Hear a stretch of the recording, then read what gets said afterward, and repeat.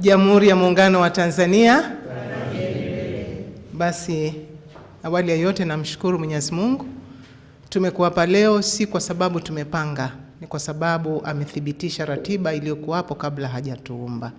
Niwashukuru viongozi kwa kuliona hili kwa tafakari ya ndani na kuona umuhimu wake, kwa sababu tukiwa juu tukakaa kimya, walio chini watateketea. Kama ambavyo watangulizi wote wamesema, tuko kwa ajili ya kukumbushana, si kwamba hatuyajui, ili tuone baada ya hapa tunafanya nini kuokoa kizazi kilichopo leo na kijacho. Nitawashirikisha kisa ambacho kimetokea, na baadaye tutaona namna gani tunajadiliana juu ya masuala ya ukatili wa kijinsia. Katika familia moja ya watu washikadini, waliishi baba, mama, na ni Mwanza hii, baba, mama, baba mdogo maana yake kwa watoto, na watoto watatu wa kiume. Baada ya miaka kama 7 hivi walibahatika kupata mtoto wa kike, kwa wakawa na watoto 4. Baba mdogo, kulingana na mazingira ya familia zetu kama mnavyofahamu, alilala chumba kimoja na mtoto mmoja wa kiume ambaye alikuwa mtoto mkubwa, na watoto wa kiume wengine walilala chumba kingine, na mtoto wa kike alilala chumba kingine na mtendakazi. Maisha yameendelea. Baada ya miaka kadhaa, baba mdogo akiwa mtu mzima alienda kufanya biashara mkoa wa Rukwa na akaiacha familia ile. Wakati fulani mwaka 2022, mtoto wa kiume akiwa darasa la 5, mmoja wapo ambaye ni mtoto wa 3, alifumaniwa na mwalimu wa zamu akimwingilia mwenzake wa kiume kinyume na maumbile. Maana yake akimlawiti. Mtaniwia radhi, kuna maneno ambayo kitaalamu lazima tuyazungumze kama yalivyo. Ni kwa lengo la kujifunza. Walipo wahoji, yule ambaye alikuwa anamlawiti mwenzake alisema kama watoto, huyu ndiye alinifundisha, na mwingine akasema ndiye alinifundisha. Walimu kama wazazi wakawashirikisha wazazi na wakaomba wazazi hao wafanye jitihada za kukutana na wataalamu wa saikolojia, na ndipo ambapo nilikutana na mtoto mmoja wapo. Katika mahojiano, wakati tukiendelea kumsaidia kupita katika mabadiliko ya tabia, alikiri kwamba yule mwenzake ndiye aliyemfundisha, na alimwambia, ukiona kabakora kanatuna, kwa kawaida huwa tunaingiziana. Na wako watoto katika kipindi cha ujana bale, miaka 13, huyu ambaye alifundishwa na yule wa miaka 14. Lakini wakati wanaondoka mahali pale, baba wa yule mtoto ambaye alikuwa mshikadini akasema, kwangu haiwezekani.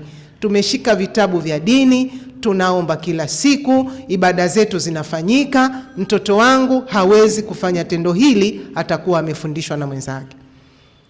Nikiwa mtaalamu lakini pia mzazi, niliwiwa kuonana na yule mtoto kwa sababu sikutaka tendo hili liendelee.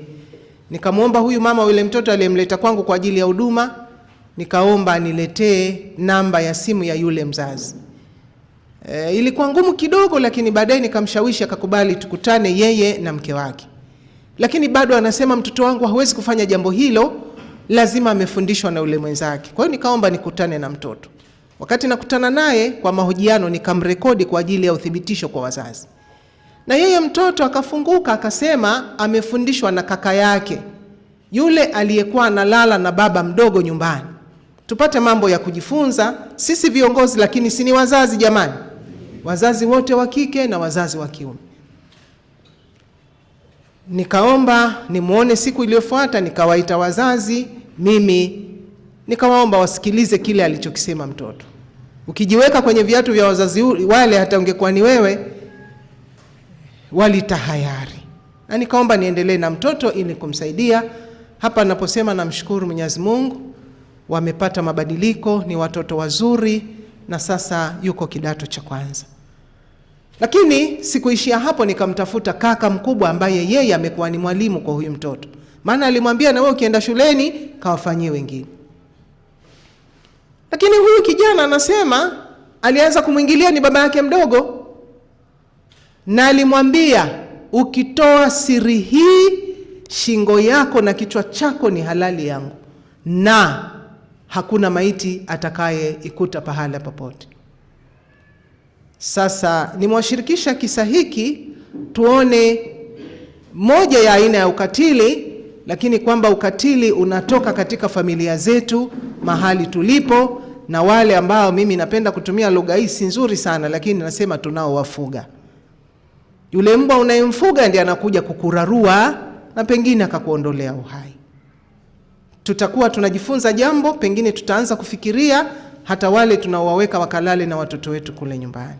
Sasa natamani tujadiliane kidogo kuhusiana na swala zima la ukatili. Tunapozungumza ukatili, ninajua wote tunafahamu kwamba ni vitendo vyovyote vya ukiukwaji wa haki ya msingi ya mwanadamu ambavyo vinawalenga zaidi wasichana na wanawake. Na vitendo hivi vyote vinaweza kuwa na athari ya kimwili, athari ya kiakili, athari ya kiuchumi na athari ya kijamii. Kwa kitendo chochote ambacho kitakiuka haki yako, uwe mwanaume, uwe mwanamke, awe ni mtoto tunasema wa kiume, awe ni mtoto wa kike, tunasema ni kitendo cha ukatili. Vitendo hivi kwa karne nyingi vimeendelea katika jamii zetu, vikianzia ngazi ya familia, na vingine vimefanywa kama sehemu ya maisha ya kawaida ya mazoea. Na wakati mwingine tumefanya ukatili ama tumefanyiwa ukatili bila kujua ya kwamba ni ukatili.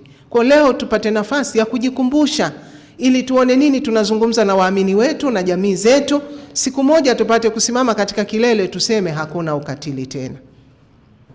Tunapotazama vitendo vinavyokiuka haki za msingi za mwanadamu, tunaviweka katika makundi 6. Zamani tumezungumza makundi 4 ya ukatili, lakini kadiri tafiti zinavyoendelea tunaona makundi mengine ambayo kundi moja laweza kuwa na athari katika makundi yote pia.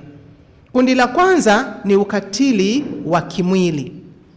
Kwa tutaona vitendo baadaye, pengine vipigo na mambo mengine yote, kuchomwa moto, ni ukatili wa kimwili. Maana yake utaleta athari katika mwili wa mwanadamu ambaye anafanyiwa ukatili. Lakini tunayo aina ya pili, ukatili wa kiakili au kisaikolojia au ukatili wa kihisia. Hiyo yote ni aina moja. Ukatili wa kiakili, ukatili wa kihisia, ukatili wa kisaikolojia ni aina moja ya ukatili. Maana yake jambo lolote lile litakalomfanya mtu kumfadhaisha, litakalogusa hisia zake katika hali ambayo si njema, si chanya, ni tendo la ukatili. Lakini aina tatu ni ukatili wa kingono. Na umeendelea sana kwa watoto, kwa wanaume, kwa wanawake, hata katika ndoa uko ukatili wa kingono. Wako wakina baba wanaonyimwa tendo la ndoa mpaka anaambiwa atoe pesa ndipo mwanamke atakubali kushiriki naye tendo la ndoa, tena mke wake haswa aliyefunga naye ndoa. Ni ukatili wa kingono. Wako wanaobakwa, watoto wadogo wananajisiwa, ni ukatili wa kingono. Yaweza kutokea katika familia, yaweza kutoka kwa mtu wa nje, lakini ukatili mwingi unafanyika katika ngazi ya familia. Na aina ya 4 ni ukatili wa kiuchumi. Chochote kile kinachomfanya mtu kuathiri uchumi wake, pengine amekatazwa kufanya kazi, pengine amekatazwa kufanya biashara, pengine ni baba unarudi nyumbani, kila ukirudi na 10,000 umepanga kwamba 10,000 kuna msiba kwa mzee fulani, nitakwenda kulipa shilingi 2,000, lakini nitaacha shilingi 6,000 kwa ajili ya mboga na 2,000 kwa nauli ili nifike kwa ajili ya kibarua cha kesho. Mwenzi wako kila ukifika tu kitundika suruali au kanzu, nishaichomoa. Na ukimuuliza anasema mimi sina pesa, nataka nifike pahala fulani kule nikafanye kibarua, sina nauli ya kufika. Anasema sijui, utajua mwenyewe. Unaweza kuona ni mazoea kawaida, lakini ni ukatili wa kiuchumi. Ukatili ambao umeongezeka katika zile aina ambazo tumekuwa tukizitaja hizo 4 ni ukatili wa mtandaoni. Sisi viongozi tuna nafasi kubwa sana, hasa tunapopata nafasi ya kuwafikia waamini wetu. Kuna ukatili mbaya sana wa mtandaoni na hasa unawakumba vijana. Tunahitaji kuwafundisha watoto wetu, tutaongea kidogo kule mbele, juu ya thamani ya miili yao. Nimeshiriki katika tafiti zaidi ya 3 za ukatili wa mtandaoni na hasa kwa vijana walioko vyuoni. Kumekuwa mateso na wengine hata wamepoteza uhai. Amemwambia huyu anamuita mpenzi wake, bwana nipigie picha yako ya utupu, nataka nikuone kifua chako. Na hasa waathirika wakubwa watoto wa kike. Anapiga picha, anasema ni mpenzi wake. Baada ya muda anamwambia nitumie shilingi 50. Hutaki, na irusha picha yako mtandaoni. Hakifikiria baba, mama, kaka, dada, shangazi, jamii nzima, basi atatuma 50. Mzazi utaambiwa kila siku, leo tunataka kwenda kwenye research, tunataka 300. Baba kesho anasema sijui kuna paper 2, wewe hata uelewi. Wamesema tupeleke shilingi 70. Kumbe anataka kudhibiti ukatili ambao mwingine anachoka.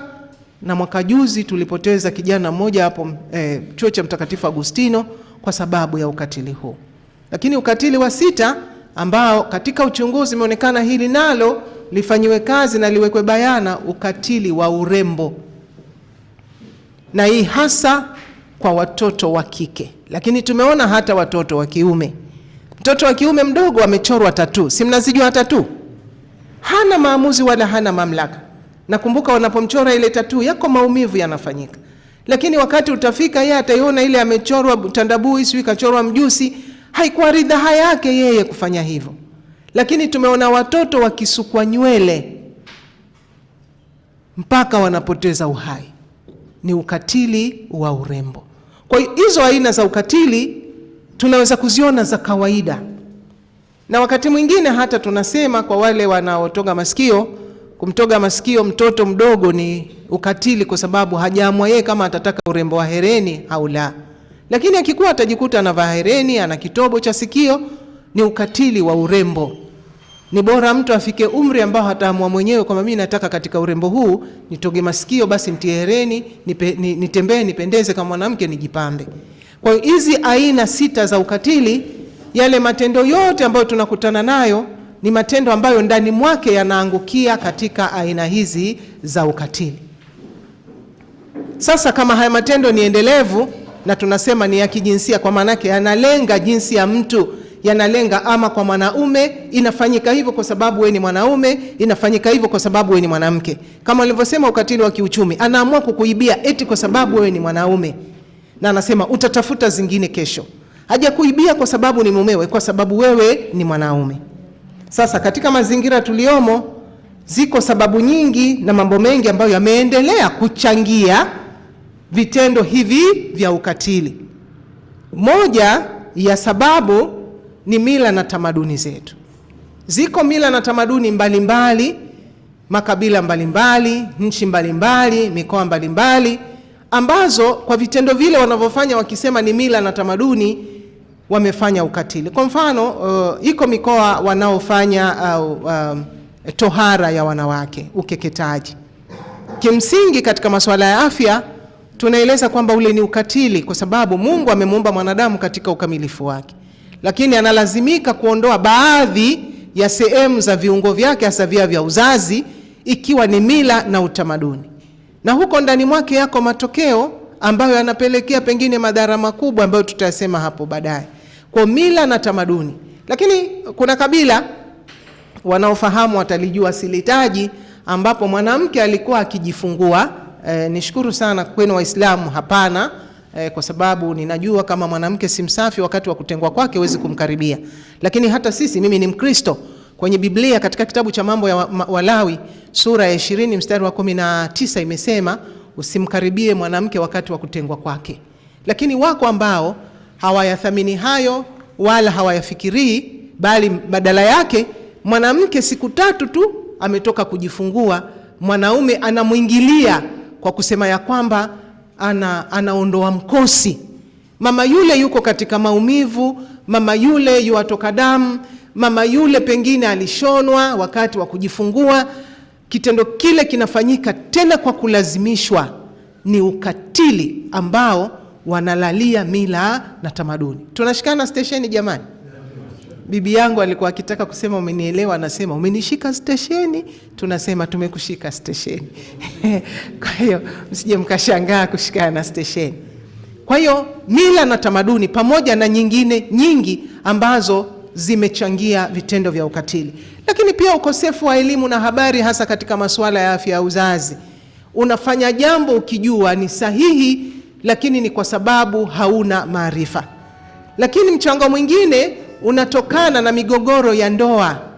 Wazazi wanatengana, watoto wanaacha wana uangalizi, wakati mwingine watabakwa huko njiani, watafanywa vitendo vya unajisi. Imetupelekea vitendo hivi kuendelea. Lakini sababu nyingine ni kumaliza masuala ya ukatili kifamilia. Baba mdogo amebaka mtoto, kaka amebaka mdogo wake, shemeji amebaka ndugu. Mnasema tunayamaliza haya, ni ya familia, tunaficha aibu. Yule ambaye anafanya vitendo hivyo anafanya uendelevu kwa wengine. Utakuta mmoja kamaliza watoto wote nyumba nzima, baba mdogo, mjomba, kaka kamaliza watoto wote nyumba nzima. Kwa sababu tunalea na tunaficha aibu, tunaendeleza vitendo vya ukatili. Lakini sababu nyingine ni hali zetu za kiuchumi. Chumba kimoja wanalala watoto wa kike na wa kiume, na ni watoto wanaoingia katika ujana balee. Kwa sababu moja au nyingine, katika kipindi kile wanaanza kupata mabadiliko na mihemko, wataanza kuingiliana na wanafanyiana ukatili bila hata kujua kwamba wanafanya ukatili. Na hili ni kwa sababu wazazi hatulitazami kwa karibu. Lakini pia tuna mitandao, utandawazi. Watoto wetu kwa nyakati hizi wanatazama picha zisizokuwa sahihi, picha za ngono, na kile wanachokiona wengine hata wanaenda kubaka kwa kikundi. Anambaka mtoto wa kike mmoja, wanambaka wakiwa kundi zima, kwa sababu tu walitazama jambo linatokea kwenye mitandao. Lakini wengine wameangalia pia hata ya masuala ya kuingiliana kinyume na maumbile, ni kwa sababu ya utandawazi, ama wameiga kutoka kwa watu wengine. Lakini sababu nyingine ni kukosa hofu ya Mungu. Kwa kweli, ukiwa na hofu ya Mungu hutafanya kitendo hicho. Nadhani vyombo vya habari tunasikia, si magazeti, si redioni, kuna wazazi wa kiume wamebaka watoto wao. Si ni kweli yametokea? Hana hofu ya Mungu. Kwa sababu ya kukosa hofu ya Mungu, basi mtu anaamua kufanya kitendo kile. Lakini sababu nyingine ziko imani za kishirikina. Kuna mwingine ameambiwa ukimbaka binti mdogo utapata utajiri. Ukimkata mkono albino utachimba madini, utafanikiwa kwa kiwango kikubwa. Mwingine ameambiwa akimbaka bibi kizee atajisafisha, atapona ukimwi. Kwa sababu ya imani za kishirikina, watu wameendekeza pia masuala ya ukatili. Kwa ziko sababu nyingi, na kila ukatili unaofanyika uko kwa sababu fulani ambayo mtu ameamini kwa namna hiyo. Lakini pia ukatili unaendelea kwa sababu tumeona ni masuala ya mazoea. Kwa mfano, utakuta mtu anamuita mtu jina, na hii inatokea sana, wanaotembea mtajua. Anamuita kwa jina la via vya uzazi. Nadhani tumesikia mara nyingi. Wewe nini wewe? Wewe ni ya mama yako? Na niombe radhi kusema hili, lakini ndio ukweli. Wanaosema sana namna hiyo ni wanaume kwa ujumla, si kwamba wanaume wazee. Lakini utakuta vijana wa kiume wakitukanana, nani ya mama yako wewe? Sasa najiuliza mara nyingi, nasema isingekuwako hiyo, wewe ungepatikana? Hiyo ni dhahabu, hiyo ni lulu hiyo. Sasa wewe afadhali. Mimi kuna mtu aliwahi kunitukana siku moja. Natoka kazini kwa mwaka 2016, nimefika Ghana karibu na pundamilia pale. Sasa anapita mtu mmoja ameshaweka mafuta makali yale mnayoyajua na yumba. Nikashika breki ghafla, nikasimama, lakini hakuna mtu aliyekuwa karibu na mimi, ili yule mtu nimpishe apite. Basi wakatoka vijana wanajua kuendesha magari. Ninasema ninaendesha gari, mama yako wewe, wewe shenzi wewe, umeongwa. Na mimi nikanyosha mkono nikasema, ya mama yangu hoye, naweka kidogo kufunika, si ndio? Maana kama sio hiyo mimi nisingekuwako. Ni uongo, ni kweli? Ninaamini walijifunza jambo. Kwa hiyo ni ukatili pia, kwa sababu huwezi kumuita mtu yeye kutoka kichwani mpaka miguuni ukamwambia wewe ni nywele. Maana yake jicho ni nywele, pua ni nywele, miguu ni nywele, mikono ni nywele, tumbo ni nywele. Lakini pia wanatumia sehemu ambazo za siri ambazo tunahitaji kuzistahi. Hatutembei barabarani zikiwa wazi. Ni ukatili unaofanywa ukiwa endelevu. Lakini mtu anamuita jina, mbwa wewe, Mara nyingi mimi wanasema ukimuita mbwa na wewe ni mbwa, kwa sababu mbwa na mbwa wanaelewana kwa lugha. Na pia inatokea hata kwetu wa mama, tunapowaambia wa mama ni vizuri tukawaambia vyema. Wakina mama anamuita mtoto wake, wewe mbwa toka hapa. Maana yake wewe pia ni mama mbwa, umezaa kambwa kadogo, wewe ni mbwa mkubwa. Ni ukatili, ni maneno ambayo yanatumika kwa mazoea. Wakina baba nyumbani, mwanamke anakuambia mwanaume gani wewe, mwanaume suruali. Ni ukatili. Kama ingekuwa suruali tu mimi ningekuzalisha watoto wale wanaotembea. Ningekuwa suruali tu ni suruali, sio mtu aliyekuwako, ungeitwa mke wa fulani. Vile vile mwanamke gani wewe? Ndio maana nilikuwa kwa ndoa ya mkeka. Lakini si ndio nimekufanya uitwe mwanaume, uonekane kwamba uko rijali. Kwa hiyo ni vitendo ambavyo tunaviona kwamba ni vya kawaida, lakini pia ndani mwake ni vitendo vibaya. Mtoto anachomwa moto, eti ameikomba mboga. Unajiuliza hiyo mboga ingeweza kudumu kwa muda wa miezi mingapi wa kila nyumbani? Kachukua tu mnofu kidogo, amechomwa moto. Ni kitendo cha ukatili mtoto amefanyiwa, kipigo cha kupitiliza mpaka anatoka majeraha. Tunaona kwamba alifanya kosa, lakini iko namna ya kumpa adhabu hata bila kumpiga. Unamwambia utasafisha hii nyumba kwa mwezi mzima na nitakuwa nikikagua. Kumbe ndani ya adhabu ile wala si ukatili, amejifunza kufanya usafi kwa ufasaha. Badala ya kumpiga mpaka unamtia alama ambazo baada ya muda zitakuja kuleta madhara makubwa. Hasa katika vitendo hivi ambavyo tunapitia kila siku, tunaona yako madhara makubwa. Yako madhara ya kisaikolojia, mtu anapata sonona, lakini inamfanya mtu ashindwe kujiamini. Lakini kuna madhara ya kimwili, mpaka watu wanapata ulemavu. Kuna watu wamepigwa, mkimuuliza afande hapa atasema mpaka anapata ulemavu, amevunjika taya. Na ninaposema haya, wahanga wakubwa kweli ni wanawake, lakini wanaume wanafanywa ukatili ila mwaogopa kusema. Mwanaume anasema akifanywa ukatili akasema ni aibu. Kila mmoja ana haki ya kupata huduma stahili, haijalishi mwanamke mwanaume. Wako wanawake wenye miguvu ndani ya nyumba, akikupiga ngumi moja unaangukia sokoni Kirumba. Moja tu uko hapa, moja tu atakuona unaelea mpaka sokoni Kirumba. Wako kina baba kama nilivyosema wananyimwa nyumba na anawekewa sharti, niwekee 100,000 hapo. Hujaweka sitoi. Unabembeleza na kwambia piga magoti kutoka sebuleni mpaka chumbani ndio leo utapewa kidogo, utaweka kichwa tu. Haya yanatokea na ni ukatili, na pengine wewe unaishia ndani, lakini kuna ukatili uliokithiri. Sasa hayo madhara makubwa tunayopata yako maambukizi ya magonjwa. Wako watoto wa kike watapata mimba zisizotarajiwa. Wako watoto wa kiume walifanyiwa ukatili ule, wanajikuta sasa hawawezi pia kutawala hisia zao za kupata haja kubwa, wamepata ulegevu, wameitwa mashoga, wameelekea huko. Lakini pia kuko kulipa kisasi. Mtu alifanyiwa ukatili anasema liwe lisiwe na mimi nitamfanyizia mwenzake. Sasa tunafanyaje wapendwa? Ni wakati wa kusimama kuelimisha jamii yetu juu ya masuala ya ukatili bila kupepesa macho. Kuanzia ngazi ya familia, ndani kwa ndani, aelewe kitendo alichokifanya ni ukatili. Unaweza ukaathiri mwili, ukaathiri akili yake, ukaathiri uchumi wake, au katika namna nyingine yoyote ile ikamnyima haki ya msingi ya mwanadamu. Lakini inapotokea vitendo vya ukatili, tutoe taarifa. Hili ni eneo la msingi sana la utoaji taarifa. Mengi tunayamaliza. Afande atawaambia hapa wanapokea kesi kituoni, labda mama kapigwa au baba kavunjwa mguu, lakini itakapoishia akitaka kufuatilia unamwambia afande si uache, tumeshamaliza kifamilia. Ukatili utakuwa endelevu. Ni lazima kutoa taarifa katika ngazi husika.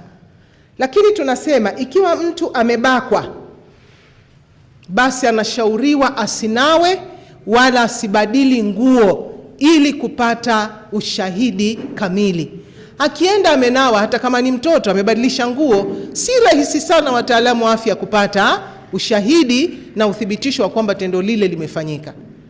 Kwa hiyo ni lazima hakikishe nguo hazijabadilishwa wala hajanawa, afike kituoni, baadaye elekee kwa wataalamu wa afya kwa uchunguzi ili kuhakikisha kwamba ushahidi kamili unatolewa. Lakini kusimamia ukweli bila kuyumbishwa na rushwa.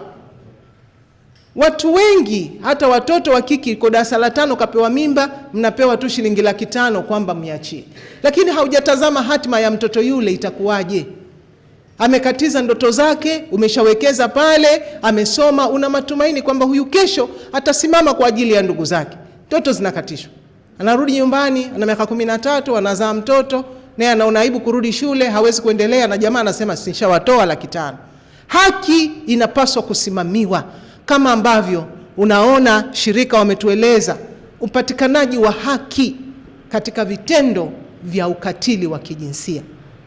Lakini pia familia kusimama imara upande wa yule mhanga ambaye amefanyiwa ukatili, bila kutazama kifamilia, kwa sababu ukisema tumalize kifamilia eti kwa sababu kaka yako kabaka mtoto wako ama kamlawiti mwanao unasema tutamaliza. Mimi sijui katika Qur'ani imeandikwaje, lakini kwetu katika Biblia kitabu cha mambo ya Walawi kinazungumza bayana, mwanaume yoyote atakayemwingilia mwanaume ili hali kama amwingilia mwanamke auawe. Ndivyo ilivyoandikwa, si maneno yangu mimi.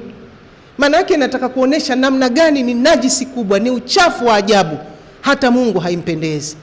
Sasa kama kaka kabaka mwanao, tutayamaliza, kama ni sheria imkamate yule Firauni, anatakiwa auawe. Simaanishi kwamba wakienda katika sheria watampiga risasi, hapana. Biblia inaposema kuuawa manake aondoshwe mbele za watu, akakae na wale wengine, ili katika kipindi hicho pengine atafanya majiundo, atajirudi, atatubu, lakini tutapunguza madhara kwa huyu mwingine ambaye angeweza kudhuriwa na huyo mtu. Manake unakaa na chui, wewe umemchukua fisi umemweka alinde bucha, haiwezekani. Lakini pia tusiwalaze watoto na wageni. Naomba nirudie hapa.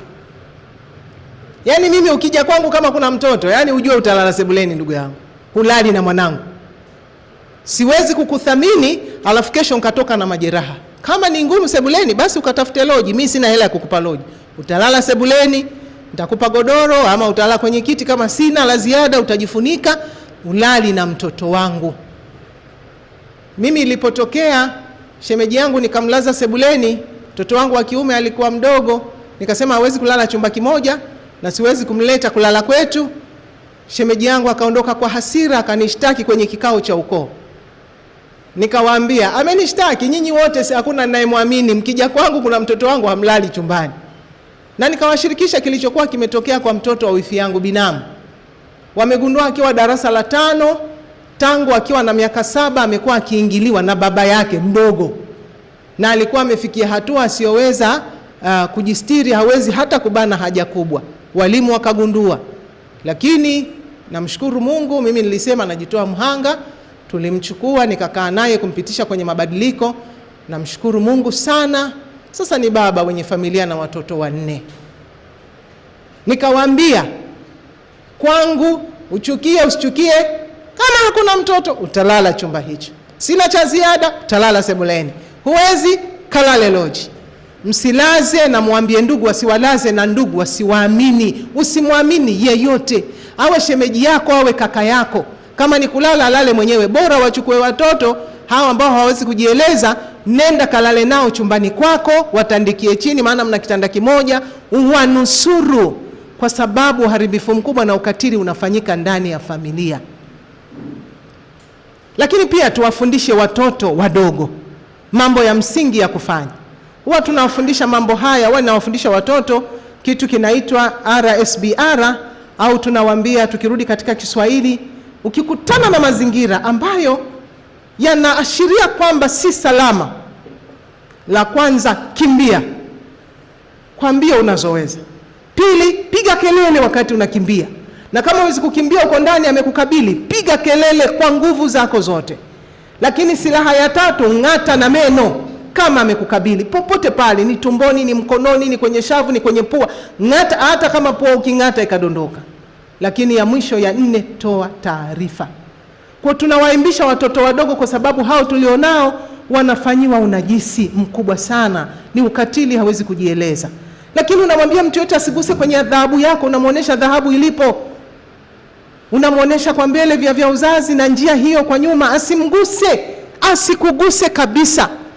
Na mtu akitaka kugusa, piga kelele, njoo utoe taarifa. Watoto wadogo tukiwaambia maneno hayo tutawasaidia sana, ama kutambua mapema kama ukatili umefanyika, ama kuzuia uendelevu wa ukatili kama limefanyika, ama kusaidia lisifanyike. Tunaelewana wapendwa wangu? Mnanishika stesheni? Tunalo jukumu. Hatutasema yote kwa siku moja kwa watu wetu, lakini tutaendelea kuwakumbusha moja baada ya nyingine. Na katika hili ninazungumza tu kwa muhtasari, maana hatuwezi kutumia muda mrefu kweli, maana yataka siku nzima kabisa tangu asubuhi mpaka jioni. Lakini katika hayo tutoe ushirikiano na vyombo vya usalama. Tutaanzia sijui kwa mwenyekiti, tutakwenda mpaka kituoni, maelezo yetu yanyooke na tuyasimamie. Rushwa ya namna yoyote isiibe haki ya mtu aliyefanyiwa ukatili. Ukipokea rushwa kwa ajili ya mtoto, hiyo adhabu yake yaja, wala Mungu hata fumba macho, utaadhibiwa ukiwa bado duniani, hata uko ahera, hata mlango wa mbingu hutauona. Lakini ukisimama na haki, ukamtetea huyu na haki yake ikapatikana, unapata thawabu hapa duniani hata huko mbinguni. Lakini kwa leo, kwa nini tuna shida kidogo? Ni kwa sababu pia malezi yamekuwa legelege. Katika maandiko tunaagizwa wote kufanya malezi, hata sisi tunaambiwa wakina baba walee watoto, lakini aliyepewa jukumu kubwa sana kimaumbile ni mwanamke, ambaye tangu unapoanza uumbaji anashirikishwa kwa kubeba mimba miezi 9. Maana yule mwanadamu atakaa ndani mwake. Baba alileta mbegu pale kwenye shamba zuri, basi kastawi, inaendelea mavuno baada ya miezi 9.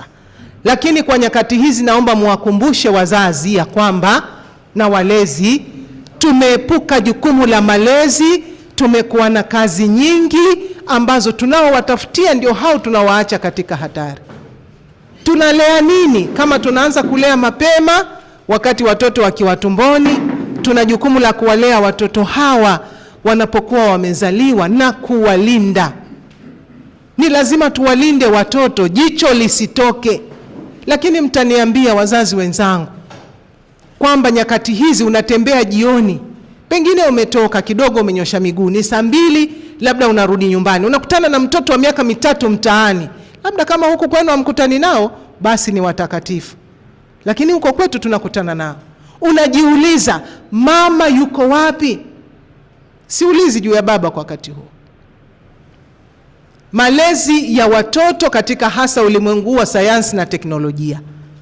Tafiti zinaonesha kuwa malezi huanza mapema sana, na hata wanaenda mbali kwamba mwanadamu akiwa tumboni kwa mama yake anaanza kulea anapokuwa amefumbata mikono yake, anaonesha kwamba yuko tayari kwa malezi, huyo ambaye ni mtoto. Lakini katika uhalisia tunasema malezi yanaanza sasa mnapoanza kupata fikra. Mtoto wa kiume, mtoto wa kike pengine wameoana, hata kabla kuoana anaanza kuwaza, ningetamani siku moja nipate watoto wangu 2, 3, 4, tena mmoja atakuwa haji, mwingine atakuwa hajat. Itakuwa furaha kweli. Hata wakitoka katika hija huko watakuja wanisimulie neema walizokuja nazo. Anaanza kuwaza. Wanapofika katika kuanza kupata mimba, basi tunasema wanalea kiuhalisia. Wanaleaje? Kuna wengine wamebeba mimba hata kama wako kwenye ndoa. Yeye tu anajikana, hili nalo litoto hili. Tayari huyu ana dosari katika malezi. Sasa watoto wamezaliwa. Wamama siku hizi wapendi kunyonyesha watoto. Miezi 6 kesha mwacha. Mimi na shughuli nyingi. Atakula wapi? Unaanza kudumaza akili na afya ya mtoto. Lakini mtoto anatakiwa anyonye ziwa la mama, titi la mama, maziwa ya mama kwa miaka 2. Kama mama hana matatizo ya kiafya na kama mama hajapata ujauzito mwingine. Kisha apewe chakula stahili. Lakini watoto wanahitaji kuongozwa katika maadili. Mama anashinda kutwa kucha, anasema yuko biza anafanya biashara. Atafundishwa lini nyakati za ibada? Kila dhehebu lina utaratibu wake, si ndio jamani? Wakati fulani tunahitaji kufanya ibada na tunaifanya ibada hii kwa utaratibu huu, tunasoma haya hii, tunafanya jambo hili. Na mtoto anatakiwa aone kutoka kwa mzazi ambaye hasa ni mama anayekuwa nyumbani kwa muda mrefu. Lakini watoto wanafundishwa mila na tamaduni zetu njema. Tunasalimia, kila kabila lina utamaduni wake. Wasukuma sisi tunapiga magoti. Mfundishe namna ya kupiga goti. Mfundishe namna ya kusalimia watu wazima. Mfundishe mtoto kwamba wakikaa watu wazima usikae katikati yao tangu akiwa mdogo. Mfundishe mtoto kwamba chumba cha wazazi haruhusiwi kuingia tu bila kibali. Anabisha hodi na asiingie kabla hawajamwambia karibu. Mfundishe mtoto kutokuwa binafsi. Akiwa na kidogo hata kama kitumbua basi awagawie na wenzake. Mfundishe mtoto kuwa na kiasi. Mfundishe mtoto ni lini anatakiwa afanye nini. Mfundishe kazi, mfundishe namna ya kuvaa. Kwenu Waislamu hakuna shida, sina wasiwasi, lakini pia watoto wenu nataka niwaambie, mwafundishe kweli kweli. Wanatoka nyumbani wamejitanda kweli, wakifika huko wanatupa mavazi pembeni, waambie ajistiri tangu anapotoka nyumbani, aendelee na ule utamaduni na mila yetu na maadili yetu kama yanavyosema. Lakini watoto hawa tuanze kuwafundisha thamani ya miili yao. Watoto wanaingia katika vitendo vya ngono mapema mno jamani, wameharibikiwa. Tuwafundishe namna ya kujitunza miili yao, namna ya kujisitiri, namna ya thamani yao mpaka watakapoingia kwenye ndoa, wa kike na wa kiume wote. Tuna tatizo la utoaji mimba watoto kwa sasa, watoto wa kike. Waambie juu ya thamani ya uhai. Kama imetokea basi kateleza kwa sababu yeye si malaika, anatubu, lakini atunze yule mtoto, abaki naye kwa sababu ana haki ya kuishi kama mwanadamu mwingine yote jinsi alivyo. Lakini tuendelee kuwakuza na kuwafundisha na kuwapa tahadhari ili mwisho wa siku tupate kizazi kilicho bora na wazazi walio bora ambao hawajajaa ukatili. Nimalize kwa kusema na kujiuliza, tubaki na swali, ikitokea ukatili umefanyika nyumbani kwako, pengine ndugu wa karibu amembaka mtoto wako, je, mnamalizaje? Na ni hatua zipi ambazo mnazichukua? Ukitafakari hayo, tukachukua hatua, tukaelimisha jamii, tunaamini si leo ghafla, lakini baada ya muda fulani jamii yetu itakuwa salama, tutasema hakuna ukatili, na tutaimba ule wimbo aliotuambia Anita, familia salama, jamii salama. Tunaitikia familia salama, jamii salama. Jamii salama, familia salama. Basi ninawashukuru, Mwenyezi Mungu awabariki. Majina yangu sasa ni Jacinta Mutakia Wandaki. Mimi ni daktari wa binadamu na mtaalamu wa saikolojia, lakini pia ni mfaa wote wote pote pote wakati wowote kwa chochote. Ofisi yangu iko hapo Nyakahoja kanisani, lakini nafanya kazi pia na watu wote kwa sababu sasa ni ndege huru baada ya kustaafu. Ni mtaalamu wa afya ya uzazi, masuala ya ndoa, mahusiano, vijana, malezi, makuzi. Ndio maana nimesema mfaa wote wote pote pote wakati wowote kwa chochote. Karibuni sana, tuhudumiane, tushirikiane. Naona nataka niseme namba ya simu.